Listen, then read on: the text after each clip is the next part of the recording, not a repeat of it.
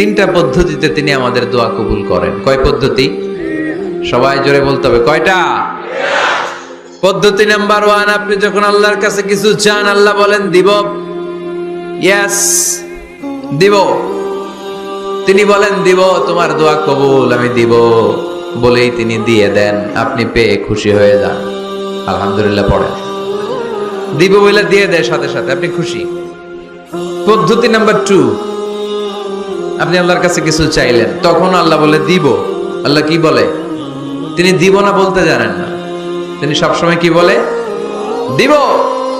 পদ্ধতি নাম্বার 2, আপনি চাইলেন, আল্লাহ বলে দিব, তবে এখন দিব না, পরে দিব। কখন দিলে আমার জন্য বেশি ভালো, এটা আমার চেয়েও ভালো জানে কে?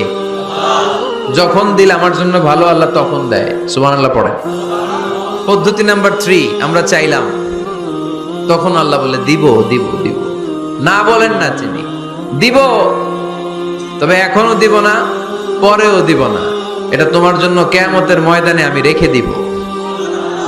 যেদিন বিপদে পড়ে যাবা, যেদিন আকাশের সূর্যটা মাথার কাছে নেমে আসবে, সূর্যের প্রচন্ড প্রখর তাপে তোমার মাথার মগজগুলো গলে গলে ভাতের মাড়ের মতো কান দিয়ে আর নাক দিয়ে টপ টপ করে পড়বে।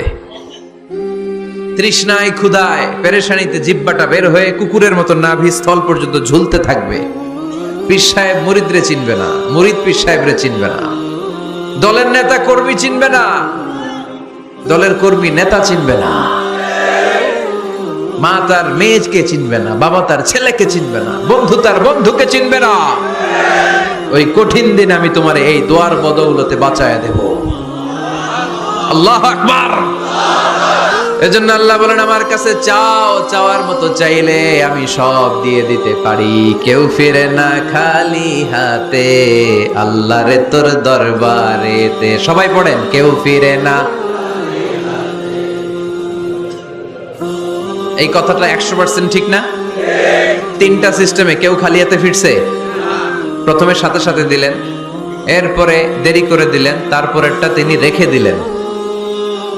সুবহানাল্লাহ বলেন। এজন্য এখন থেকে বেশি বেশি কি করব? কি করবেন? কার কাছে চাইবেন? কবুল করবে উনি? বিশ্বাস হয়? সন্দেহ লাগে? লাগে লাগে? কবুল করবে কে?